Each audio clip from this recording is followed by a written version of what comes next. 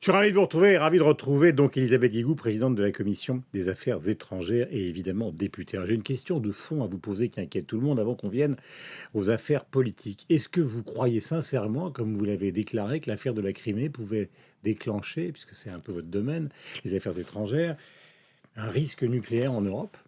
Quand j'ai lu ça, je me suis dit, mais Non, attendez. Ce qui est certain, c'est que en 1994, l'intégrité territoriale, les frontières de l'Ukraine ont été garanties par un traité international auquel participaient la Russie, les États-Unis et l'Angleterre. Et qu'en contrepartie, l'Ukraine a renoncé à son arsenal nucléaire. Donc, indirectement, ça veut dire que dès lors que ce traité n'est pas respecté, ça veut dire que tous les États à qui on demande de ne pas s'équiper de l'arme nucléaire, voire de renoncer à leur armement nucléaire, vont dire, mais écoutez... on s'en affranchit. bien sûr. Donc il y a un risque. Donc il y a un risque de prolifération nucléaire. Voilà. Oui, mais prolifération nucléaire, ça peut... Ça ne veut pas dire guerre nucléaire. Non, ça ne veut pas dire guerre nucléaire, c'est quand même extrêmement inquiétant. Tout ça donne l'impression... Bien sûr, mais ça ne veut pas dire guerre nucléaire, mais ça veut dire risque de prolifération. Le deuxième grand risque international de cette affaire de Crimée, c'est que ça met à bas tous les principes issus après la Deuxième Guerre mondiale, sur lesquels est basée la stabilité internationale, c'est-à-dire l'intangibilité des frontières consacrées Enfin, de facto, c'est fait. à Helsinki. Alors, maintenant... je commence par ce sujet, parce que c'est quand même un sujet qui est très très important dans le contexte. C'est la raison pour laquelle il est hors de question pour nous non seulement de reconnaître évidemment cette annexion qui est illégale et illégitime, mais c'est la raison pour laquelle nous avons imposé des sanctions, non seulement sur les personnes, mais aussi sur les avoirs, et que vous avez vu que les marchés d'ailleurs commencent à sanctionner la Russie, puisque les sorties de capitaux ont été massives au premier trimestre, beaucoup plus élevées que dans la totalité. D'où les raisons pour lesquelles Poutine finalement a appelé Obama pour essayer de calmer le jeu. Bien sûr. Parce que finalement ça a marché les sanctions. Voilà. Donc, vous croyez vraiment ça, ou vous considérez qu'il peut sortir des frontières de Crimée? Non. Ce que je crois, c'est que il ne quittera pas la Crimée, mais que ça a un coût. Et que ce qui est évidemment maintenant absolument essentiel, c'est un coût important. Donc les sanctions ont marché. Oui, c'est ça, sur les personnes et par l'atteinte à l'image et à la crédibilité de la Russie. Alors, beaucoup de questions. D'abord, est-il vrai que vous êtes candidate à la Commission européenne? Oui, je l'ai dit sur cette antenne à Patrick Pravot-Darvor il y a maintenant quelques semaines. Ouais. Parce que tout le monde lit et tout le monde écrit que c'est Pierre Moscovici qui est à l'appui du président de la République. Alors, est-ce que c'est de l'intox? Écoutez, je ne sais pas, moi, je ne veux pas qualifier, mais... je vois un petit sourire sur vos lèvres. J'ai l'impression que le président n'a pas décidé, et d'ailleurs, c'est son intérêt, parce que c'est beaucoup trop tôt, qu'il a intérêt d'ailleurs à garder plusieurs cartes en main, car c'est un jeu compliqué, une équation à 20 ou 30 entrées, et que ça ne se décidera qu'au plus tôt, à la fin juin, début juillet. Donc rien n'est fait, il n'y a pas d'appui du président qui soit clairement... Je ne sais pas, moi, je ne suis pas dans leur conversation, mais enfin, à mon avis, le président n'a pas encore décidé. Alors, après...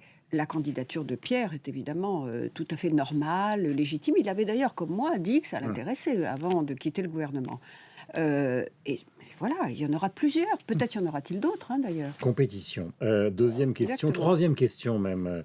Est-il vrai que vous êtes passé tout proche de Bercy? Écoutez, ça m'a été rapporté. Il y a eu non seulement des échos de presse, mais j'ai eu quelques échos internes. Moi, je n'ai rien sollicité. Voilà. Ma priorité, je l'ai toujours dit, c'est Bruxelles. Je n'ai rien sollicité. Mon nom a été évoqué, on me l'a dit. Bon, voilà. Puis ça s'est pas fait parce que dans un gouvernement, parce qu'il a fallu faire rentrer Rebsamen au travail, qui voulait quelque chose, et donc il a fallu que Michel Sapin aille à l'économie. Je ne sais pas. Tout ça s'est passé entre le président et le Premier ministre. Les collaborateurs ne savent pas grand-chose. Voilà. Donc, je pense que qui arbitrait en faveur des deux autres à votre détriment, le président ou le Premier ministre? C'est le président et le Premier ministre, comme c'est normal, qui ont décidé en fonction de différents critères qui leur appartiennent. Et encore une fois, moi... Mais vous n'êtes pas une femme déçue ce matin? Mais moi, je n'ai rien demandé, donc je ne peux pas être déçue.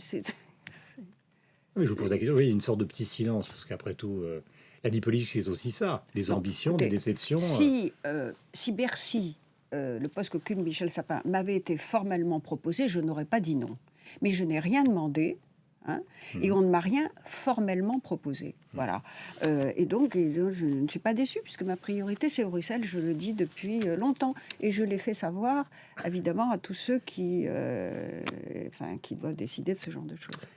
Question importante aussi, est-ce que vous êtes d'accord et satisfaite avec l'idée que le commerce extérieur, parce que la bataille est mondiale dans ce domaine, soit rattaché au Quai d'Orsay et à Laurent Écoutez, Fabius plutôt qu'à l'économie et à Montebourg? je trouve qu'il y a une certaine logique là-dedans, parce que je pense que avec les restrictions budgétaires, toutes les administrations sont conduites à faire des économies et à regrouper leurs forces. Et c'est vrai que les doubles emplois, quelquefois, y compris sur le terrain, entre le Quai d'Orsay et les finances, créaient quelquefois quelques problèmes. Par ailleurs, il y a quelques années, la direction des relations économiques extérieures, qui était autonome, qui s'occupait du commerce extérieur et du financement d'ailleurs du commerce extérieur, a été intégrée à la direction du Trésor.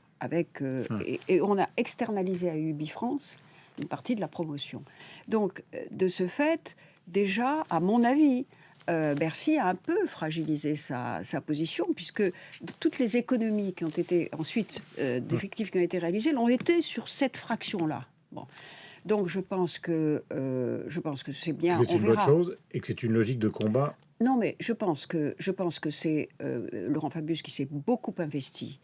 Vraiment, il y a une vraie logique à ce que le secrétariat d'État soit rattaché au Quai d'Orsay. Après, il faudra que les ministres s'entendent pour voir ce qu'on fait avec les Mais est-ce administrations. qu'il n'y a pas matière à une sorte de nouveau quoi, c'est-à-dire une bataille quoi, Ben non, puisque alors là, il n'y aura pour plus le de coup, bataille. mais non, mais le Premier ministre a tranché en 24 heures, c'était réglé, voilà.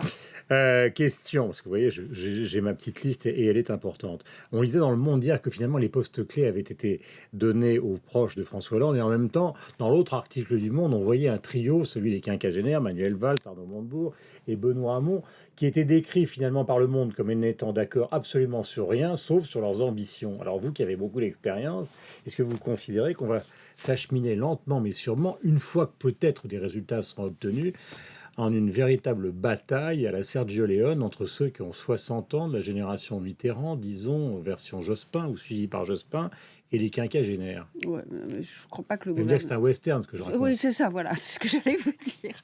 Non, je Enfin, crois pas. c'est quand même... Attends, écoutez, toutes les ambitions sont légitimes. Franchement, on ne fait pas de la politique sans avoir de l'ambition, déjà. Ensuite, je pense que ce sont trois hommes qui ont déjà fait leurs preuves. Si vous regardez... Vous parlez de Montebourg, Oui, Valls et Hamon. exactement. Benoît Hamon s'est montré responsable. Hein. On sait ce qu'il représente, une aile gauche avec lesquelles moi, souvent, je ne suis pas d'accord. Mais en tout cas, au gouvernement, il s'est montré responsable. Là, il va pouvoir faire ses preuves dans un ministère plein. Et quant à Arnaud Montebourg, il est encensé par les chefs d'entreprise. D'accord, Donc, mais vous vous souvenez quand même, enfin, nous avons tous de la mémoire, vous vous souvenez quand même qu'il avait dit à propos de Valls, encore un pas, il peut rentrer à l'UMP. Donc il a oui, beau... mais Alors, enfin, si bah on oui, mais ressort, c'est pas moi qui l'ai inventé. Hein. si on ressort toutes les petites phrases, on n'a pas fini. L'important, c'est qu'ils soient d'accord sur un objectif et d'abord sur une stratégie de gouvernement et sur des objectifs, ce qui me paraît crucial. Mais est-ce que vous ne voyez pas dans cette affaire-là une sorte de naissance, par-delà les premiers mois, puisqu'il y a un premier conseil des ministres ce matin, d'une sorte de bataille d'ambition, comme vous l'avez dit vous-même, c'est-à-dire de rivalité? Mais il y a toujours des batailles d'ambition et des rivalités. L'important, c'est qu'elles ne prennent pas le dessus sur la stratégie gouvernementale.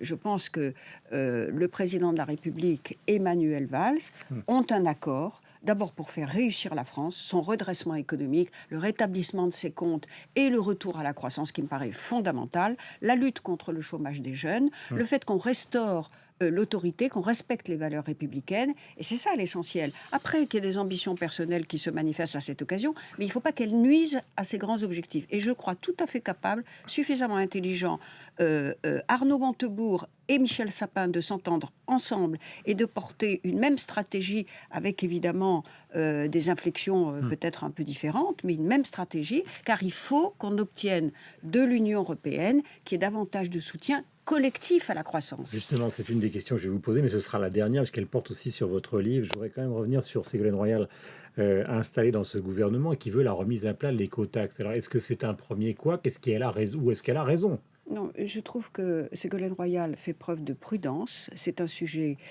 très difficile, explosif d'ailleurs, Hmm. et qui nécessite vraiment qu'il y ait, oui, qu'on remette à plat. Je crois que c'est la bonne, parce que ça, Parce que du coup, dans Libération ce matin, c'est un, Cécile Duflot dit ce ministère, c'est une sorte de couteau sans lame, quoi. non, Si on mais autorise les poids lourds, les non, non, diesels, non, mais elle a pas dit ça, Ségolène Royal. Elle a dit il faut à la fois essayer de minorer évidemment la pollution, de voir comment on peut favoriser le transport propre et de voir comment le faire sans alourdir la fiscalité, parce qu'il ne peut pas être question d'alourdir encore les prélèvements obligatoires. Et troisièmement, donc elle a raison. avec un système qui fonctionne. Or là, nous savons tous très bien, et vous le premier, que c'est la taxe telle qu'elle avait été conçue. Il y a peut-être une autre façon de faire. C'est à la fois beaucoup de lourdeur administrative, un rendement qui excède à peine, peut-être même pas, le coût que ça représente. Enfin, voilà, ça a été mal conçu. Alors, Ma dernière question, Elisabeth en Guigou. effet, il faut tout revoir et il faut un vrai débat à la fois dans la société et au gouvernement pour qu'on soit sûr la prochaine fois d'avancer dans la bonne direction. Je signale que votre livre, donc au Cherche-Midi, s'appelle L'Europe, les défis à venir de la première puissance économique mondiale. Le voici. Je voudrais poser une dernière question sur l'Europe. Pardonnez-moi de vous demander de répondre brièvement, parce que vous avez parlé de la croissance. Est-ce que vous considérez que le patron de la BCE fait tout ce qu'il faut pour qu'on évite en Europe la déflation? C'est une inquiétude, mais je vois que hier, le Conseil de la BCE a décidé d'être plus offensif et notamment probablement de racheter des titres sur les marchés. Donc je pense que Mario Draghi est très attentif à ça. C'est vrai que il serait souhaitable qu'on aille davantage vers les 2%. Aujourd'hui, on est à 0,5 d'inflation. C'est pas suffisant, il y a un risque, c'est vrai. Mais même l'Allemagne, ils sont à 1. Oui, oui. Et donc, mais je pense que dans le cadre du mandat qui lui a été donné, c'est quand même, il a déjà déployé des moyens, comme on dit, non conventionnels. Je pense qu'ils sont prêts à le faire. L'important, c'est que pour que ce soit crédible pour les marchés, pour que ce soit crédible pour tous les acteurs de la vie économique et financière, que ça se fasse en bonne intelligence au sein, effectivement, Mais est-ce qu'on, de la dans ce Banque domaine, centrale est-ce qu'on européenne. doit vraiment leur demander un délai? Parce qu'il semble que Sapin veuille leur demander un délai pour les Non, 3% mais et tout qu'il ait ça, dit, bah, si écoutez, on commence à pas respecter les règles, tout sort. non, mais chacun est dans son rôle. Chacun est dans son rôle. La Commission est dans son rôle en disant vous avez pris des engagements, vous devez les tenir. Et notre gouvernement est dans son rôle en disant c'est vrai, nous allons tenir nos engagements, mais c'est une question. Mais pas aux dates prévues. Non, mais c'est une. Donc on ne tient Non, pas les non, engagements. c'est une question de rythme. Attention. Tout le monde a intérêt à ce que la France tienne ses engagements, mais sans casser la croissance. C'est ça le débat, c'est pas autre chose. Merci Elisabeth Guigou d'être venue ce matin donc, sur l'antenne de Radio Classique et chez nos amis de LCI.